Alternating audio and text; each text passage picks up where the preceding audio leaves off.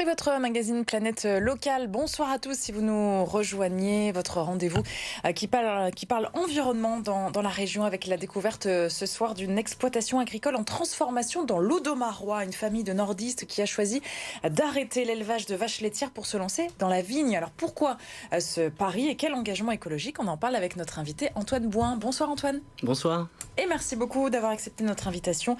Et pour ce premier numéro de l'année, c'est Églantine Puel qui est avec nous, notre partenaire Terre et Territoire. Bonsoir Églantine. Bonsoir. Et merci beaucoup d'être avec nous. Alors vous habitez Antoine Manque-Norbécourt, près de Saint-Omer, territoire durement touché évidemment par les inondations. Vous, comment allez-vous? C'est un petit village en hauteur, c'est ça? Oui, bonsoir. Donc on est vraiment un petit village en hauteur. On voit nos voisins qui prennent tout l'eau des vallées, des rivières.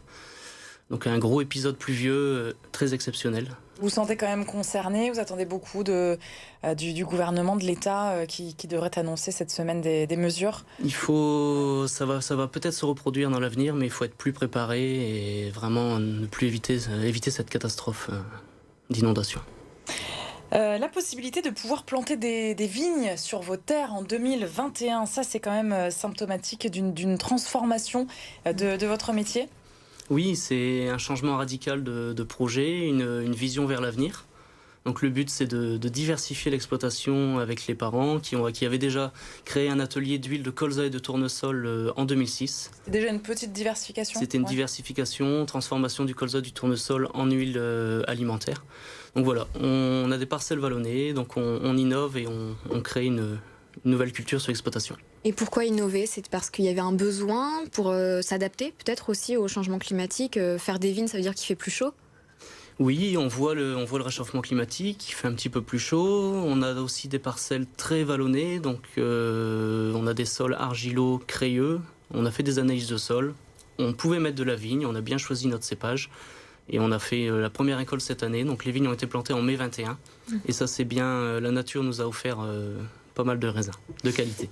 Il paraît qu'il faut attendre très longtemps quand on se lance dans le vin. On récolte pas les fruits de ce qu'on a semé tout de suite, c'est ça? Oui, il faut être très patient. Entre la plantation du vignoble et la mise en bouteille, la première bouteille vendue, il faut environ 5 ans. Donc c'est vraiment un travail de longue haleine. On taille tous les ans en se demandant, on dit bon, un jour je sortirai ma bouteille, mais ça arrive. Et il faut presque 5 ans aussi pour que tout simplement une vigne arrive à son plein potentiel en fait. En plus c'est ça, c'est qu'il y a des temps qui se cumulent dans cette histoire. C'est ça, le but d'une vigne les premières années, c'est de bien l'implanter, qu'elle fasse beaucoup de racines, qu'elle descende les racines en profondeur pour pouvoir exprimer plus tard le terroir et exprimer les goûts dans les vins. Alors vous êtes adepte de l'agriculture régénératrice. Qu'est-ce que c'est exactement? C'est pas du bio? C'est encore autre chose. C'est pas du bio. Donc sur l'exploitation, quand j'étais aussi étudiant, j'ai eu la chance d'aller en stage chez quelqu'un qui faisait du semis sans travail du sol. Donc on est rentré dans la PAD il y a environ 7 ans, Association pour l'agriculture durable. Le but, c'est de semer le plus possible de cultures sans travail du sol dans le but de préserver la terre et les vers de terre. Et pourquoi? Alors ça, c'est vraiment quelque chose qui vous anime dans votre métier et dans votre activité au quotidien? C'est une autre façon de penser, c'est une autre façon de faire le métier d'agriculteur. C'est pas forcément facile sur toutes les parcelles avec toutes les cultures. Donc il y a des cultures où parfois on est obligé de faire du travail du sol. Le gros avantage du semi-direct en ce moment, c'est qu'avec toute la pluie qui est tombée, les sols sont beaucoup plus perméables. Donc en fait, ils permettent d'emmagasiner beaucoup plus d'eau.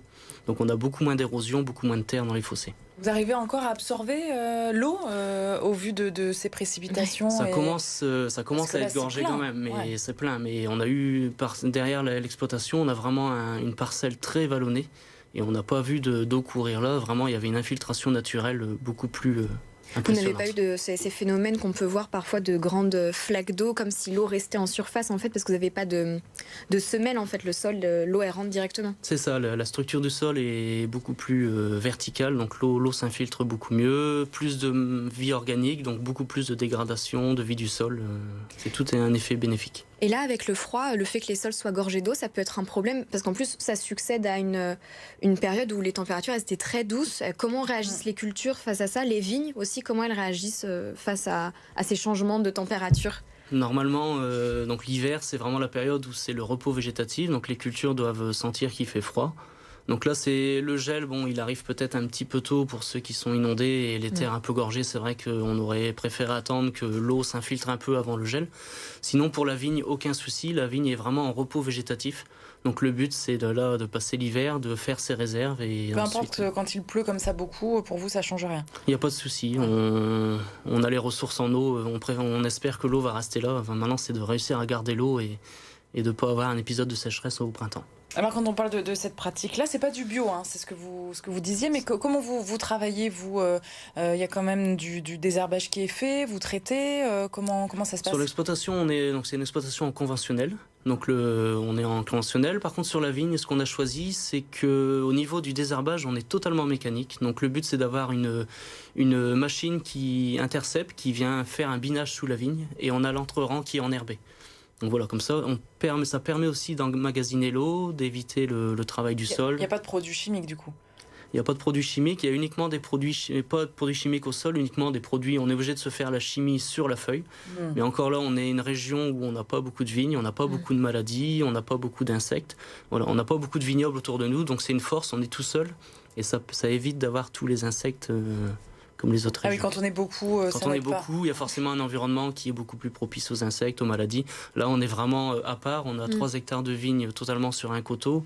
Et voilà, ça reste petit, on se rend pas bien compte, mais nous, c'est pas très grand. C'est petit, c'est 15 000 pieds. Donc ça fait... Ah, quand même. En ce moment, on est en train de faire la prétaille. Et quand on a un sécateur dans les mains, on se dit que ça fait quand même... Ça fait beaucoup de pieds. Ça fait quand même de quoi tailler.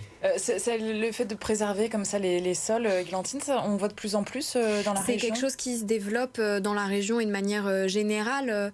Parce qu'en fait, les agriculteurs ont pris conscience du fait que s'ils ne préservaient pas les sols, on avait ces phénomènes d'érosion.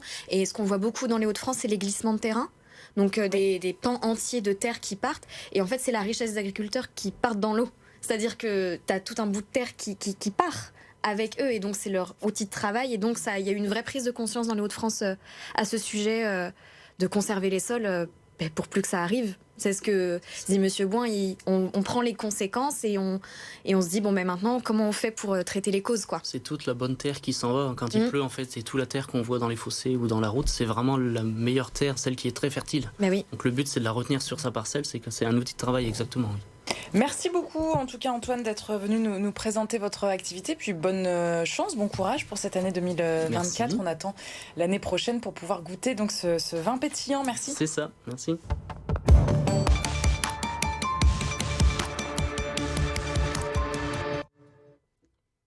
Et on reste dans le vin justement avec vous, Églantine, avec le pari du chardonnay cette fois. Oui, c'est le groupe Advitam, donc, qui est une coopérative agricole via sa filiale Terre Novéo, qui s'est lancée il y a 4 ans maintenant. Donc eux, ils arrivent presque au bout du cheminement des fameux 5 ans.